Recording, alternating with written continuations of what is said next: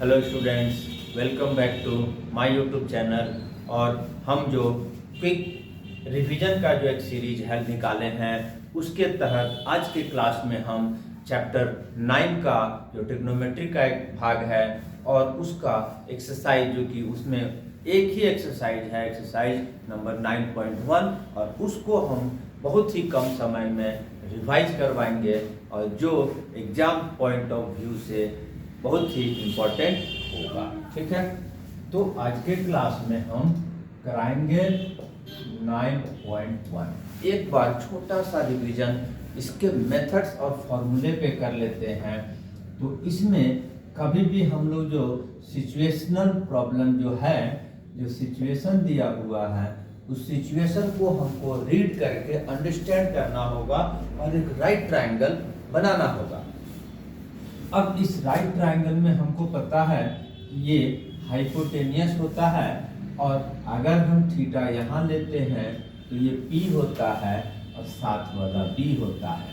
हम ये भी जानते हैं कि अगर इसको थीटा कंसीडर करेंगे तो ये P हो जाएगा, ये B हो जाएगा, और H हमेशा 90 के सामने वाला रहेगा। ठीक, अब इसके तहत हमको इसमें से हो सकता है एंगल दिया हो, किसी एक साइड को दिया हो और किसी अन्य साइड को निकालना होगा। तो हमको सिर्फ 3 फॉर्मूले का इस्तेमाल यहाँ पर होगा और हमारा काम हो जाएगा।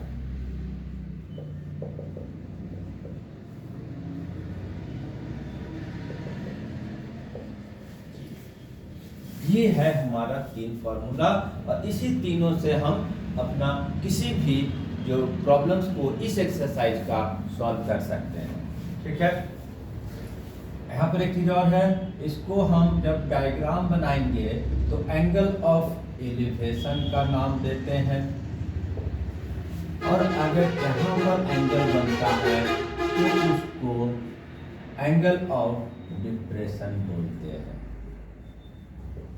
ठीक है, तो ये तो हो गया इसका थोड़ा सा जो डिस्क्रिप्शन, जिस मेथड का इस्तेमाल हम करके एक्सरसाइज को सॉल्व करेंगे।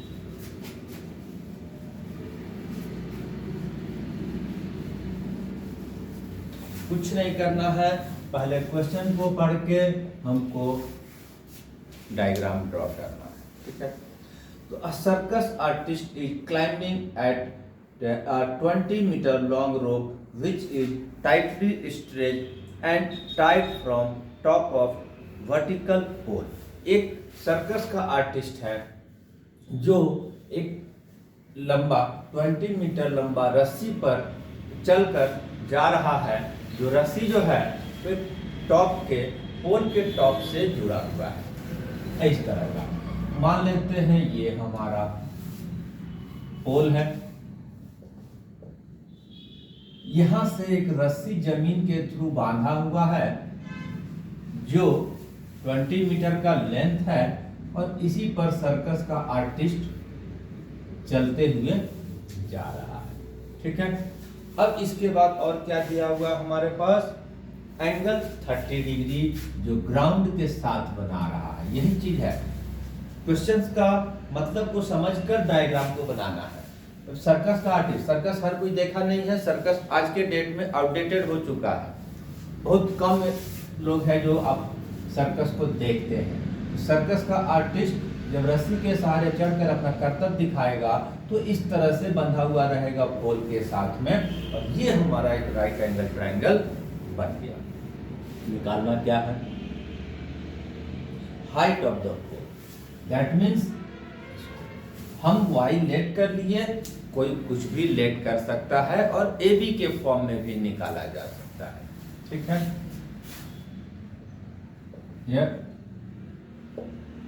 ए B is height of pole, A C is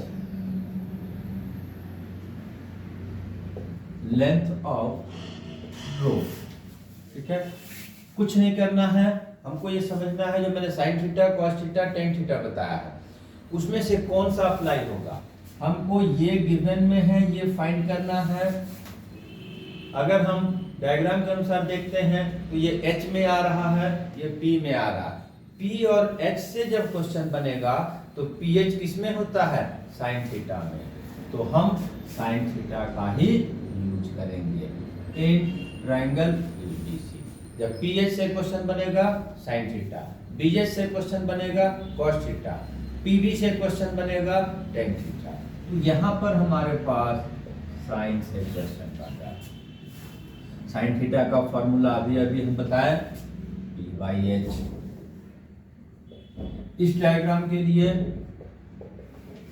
theta 30, P का वैल्यू यहाँ पर है AB, H की वैल्यू AC। अब वैल्यू भी पुट कर देंगे। ये हमारा वैल्यू होता है साइन 30 का 1/2, इसकी वैल्यू होता है y और इसका वैल्यू होता है 20। क्रॉस मल्टीप्लाई करेंगे और फाइनली सॉल्व कर देंगे। y इंटू 2 एंड 1 इंटू 20 हो जाता है। y कितना आ गया, 10 मीटर का आंसर आ गया। इसका आंसर को एक बार हम चेक कर लेते हैं, ऐसे राइट ही होगा।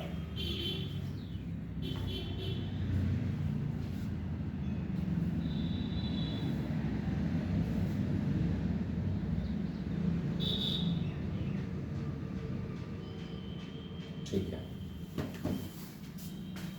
इसके बाद हम एक क्वेश्चन को और चूज करते हैं। अब सिंगल ट्रायंगल वाला, डबल ट्रायंगल वाला भी क्वेश्चन इसमें आएगा।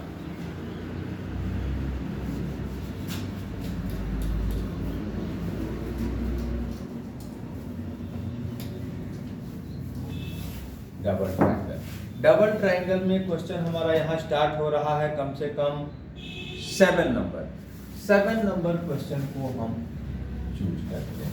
ठीक है, क्या दिया हुआ, from a point on the ground the angle of elevation of bottom and top of transmission tower fixed at the top of 20 metre high building are 45 and 60। यहाँ पर समझने का बात है, एंगल कहाँ लगाएंगे वो बात की बात है। यहाँ पर दिया हुआ है कि एक जमीन पर एक पॉइंट से एक टावर का टॉप का और बिल्डिंग के टॉप का, जो कि टावर बिल्डिंग के ऊपर स्टैंड में है, तो हमको इस तरह से बनाना होगा।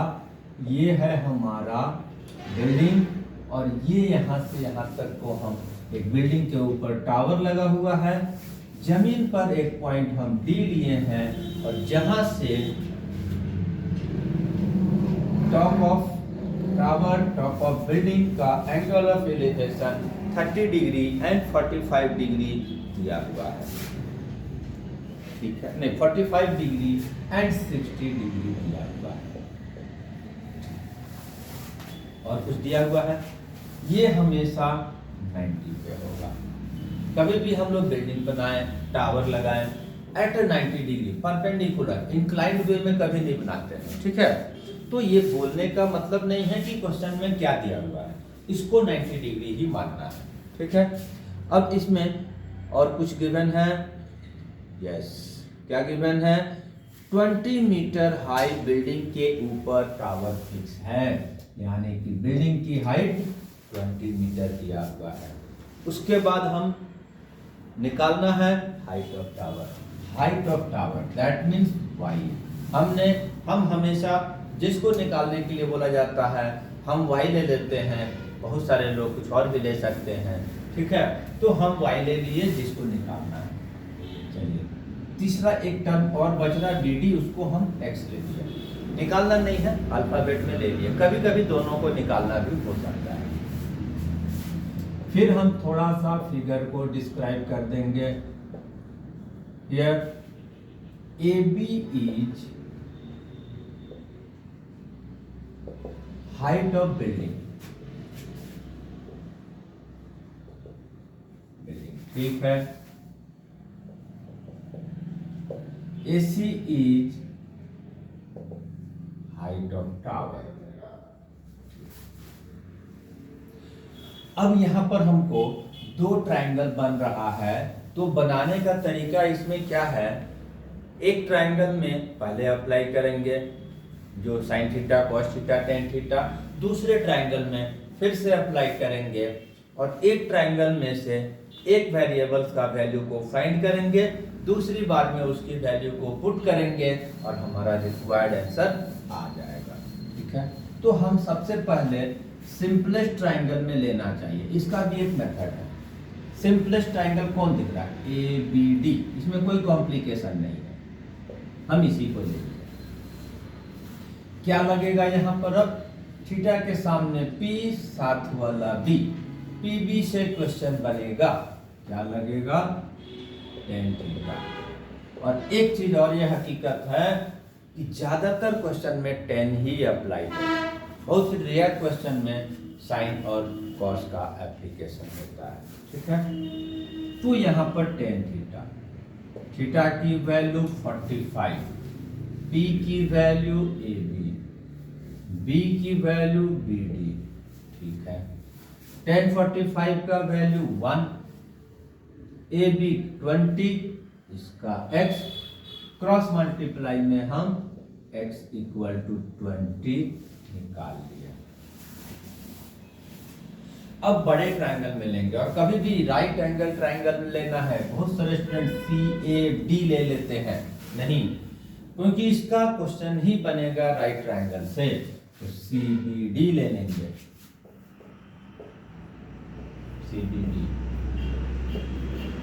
1060 क्या लगा हुआ है, 10 थीटा लगेगा, formula P by B। 1060 CB and DD। ठीक है, इसकी वैल्यू √3, CB है y प्लस 20 और ये है हमारा x। एक बार हम इसको क्रॉस मल्टीप्लाई कर लेंगे पहले, तो आया यहाँ पर, ये इसके नीचे 1 होता है, मल्टीप्लाई हुआ, y प्लस 20 हो गया, ये √3 इसका x से जाकर मल्टीप्लाई हुआ, √3x हो गया।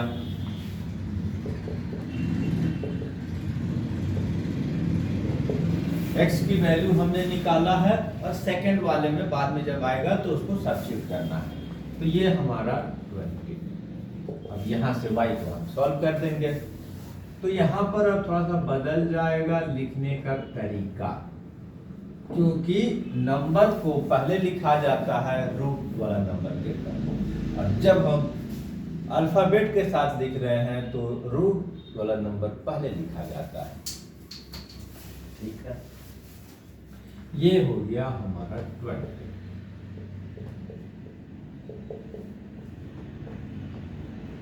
फाइनली हमारा आंसर आया 20 ब्रैकेट्स √3 माइनस 1। 7 नंबर क्वेश्चन बनाए हैं, राइट है आंसर, राइट है। ठीक है, इसके बाद हम एक और नेक्स्ट क्वेश्चन चूज करेंगे, जिसका नाम है हमारा क्वेश्चन नंबर 10। ठीक है, क्वेश्चन नंबर 10 को बनाते हैं।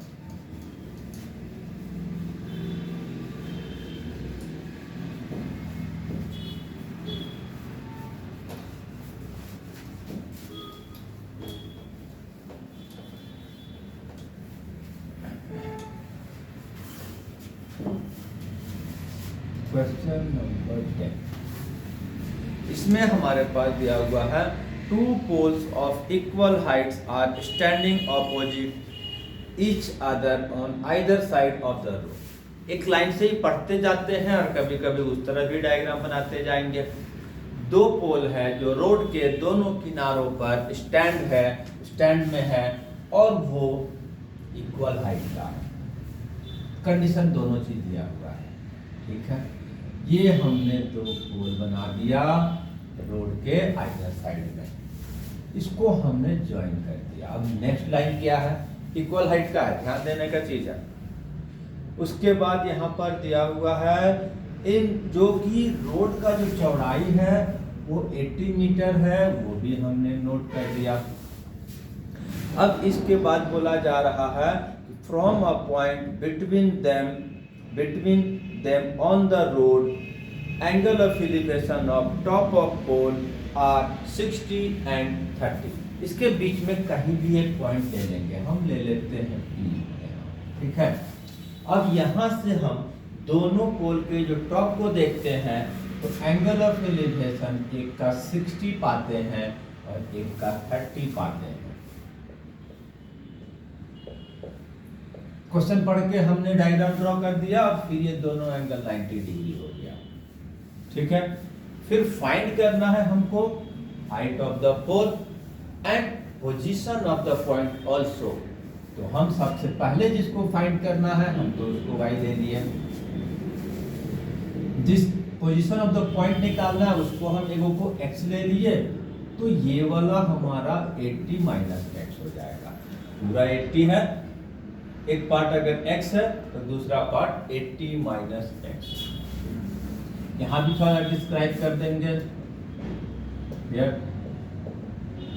AB and CD are pole of equal height, right? P is a point between them, ठीक है। ज़्यादा कुछ नहीं है, इसको हम डायग्राम में ही हम पूरा लेंथ को इंडिकेट कर चुके हैं। अब इसके बाद जो बनाने का जो हम तरीका बताया, एक ट्रायंगल में पहले लेंगे, दूसरा ट्रायंगल में उसके बाद लेंगे। इन ट्रायंगल ABP, फिर यहाँ पर tan थीटा लगेगा क्योंकि PB से ही क्वेश्चन बन रहा है, बोल भी दिए हैं ज्यादातर क्वेश्चन में tan थीटा लगेगा। यहाँ पर थीटा क्या है, इस ट्रायंगल के लिए ले रहे हैं, थीटा यहाँ पर 60 है, PAB है, ये BP है, ये हो गया √3, AB हमारा y है, ये x है। क्रॉस मल्टीप्लाई कर दिए, √3x equal to y, x को यहाँ से सॉल्व भी कर दिए और ये y बाई √3 आ गया, ठीक है।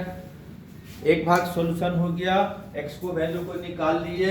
अब इसके बाद जब हम दूसरा ट्रायंगल में यूज करेंगे तो x की वैल्यू को पुट कर देंगे। इन ट्रायंगल CDP, ठीक है, क्या, फिर यहां पर मालूम ही है 10 लगेगा, P और B, ठीक है। P बाई B,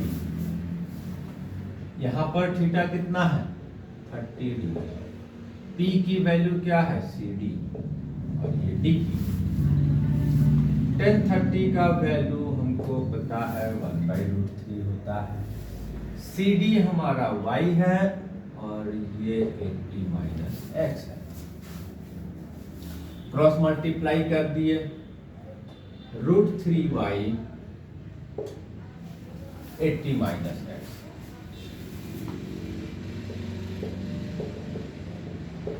x की वैल्यू हमने यहाँ जो निकाला है वहां पर सब्स्टिट्यूट करेंगे, कितना आया है y बाई, अब y को सॉल्व करना है तो y वाले को हम लेफ्ट में लेकर आएंगे, इधर आया तो वो प्लस हो गया, इधर में 80 बच गया। सॉल्व करेंगे, √3 इंटू √3 3y, √3 कट गया y, 4y, y √3 80, ठीक है। y को रख के बाकी को भेज देंगे तो √3 जाकर मल्टीप्लाई होगा, 4 जाकर डिवाइड होगा और ये आ गया 20। हाइट ऑफ पोल तो हमारा निकल गया। अब हमको चूंकि पोजीशन ऑफ द पॉइंट निकालना है तो देयरफॉर हम फिर से इक्वेशन 1 को यूज करेंगे। क्या है हमारा x equal to y by √3,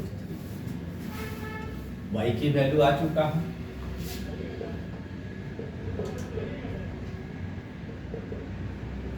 cancel हो गया, 20 पोजीशन ऑफ पॉइंट निकालने के लिए हमको एक्स निकालना पड़ेगा, जिससे कि अब हमको बीपी निकल गया।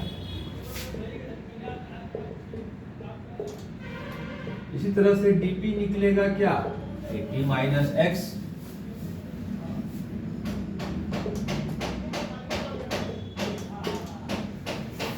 अब पॉइंट का पोजीशन अगर बताना होगा तो point is at a distance 20 metre from one point and 60 metre from another point. therefore point is at a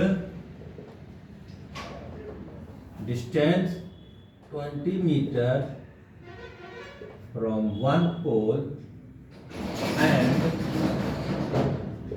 60 meter from another pole, right? इस तरह से हमारा क्वेश्चन नंबर 10 सॉल्व हो गया। उम्मीद है छोटे से पीरियड्स में रिवीजन अच्छा हो गया होगा। अगला क्लास में अगले रिवीजन क्लासेस के साथ आएंगे। तब तक के लिए थैंक यू एंड धन्यवाद।